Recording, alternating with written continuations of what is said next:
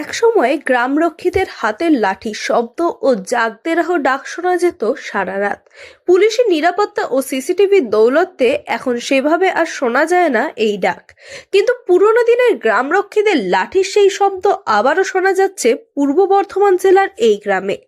কনকনে শীতের রাত আর নিস্তব্ধ গ্রাম, আর তার মাঝেই চারিদিক থেকে শুনতে পাওয়া যাচ্ছে লাঠির ঠক ঠক শব্দ। হাতে লাঠি নিয়ে গ্রাম পাহারা দিচ্ছেন গ্রামেরই একদল যুবক। কিন্তু কেন জানেন? আমাদের গ্রামে আজকে 2-3 দিন ধরে চুরি হচ্ছে। আমরা কিছু ছেলে আর শক্তিগড় থানা থেকে অফিসার ও সিভিক পুলিশরা যৌথভাবে আমরা গ্রামে পাহারা দিচ্ছি। আমরা প্রত্যেকটা পাড়ার অলিতে গলিতে সমস্ত জায়গায় রাত্রিবেলায় সমস্তভাবে দলবদ্ধভাবে পাহারা দিচ্ছি।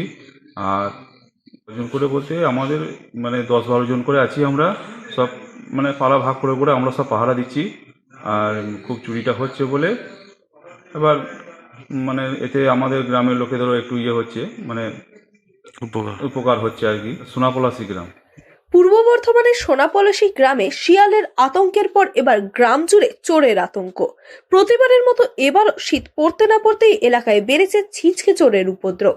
ইতিমধ্যেই এলাকার একটি বাড়িতে চুরির ঘটনা ঘটেছে এবং একাধিক বাড়িতে চুরির চেষ্টা করা হয়েছে, যা ধরা পড়েছে এলাকারই সিসিটিভি ক্যামেরায়। তাই এবার চুরি আটকাতে গ্রামের লোকেরাই পালা করে দিচ্ছেন রাত পাহারা। এক হাতে টর্চ ও এক হাতে লাঠি নিয়ে পালা করে রাতের অন্ধকারে গোটা গ্রাম ঘুরছেন গ্রাম্য পাহাড়দাররা।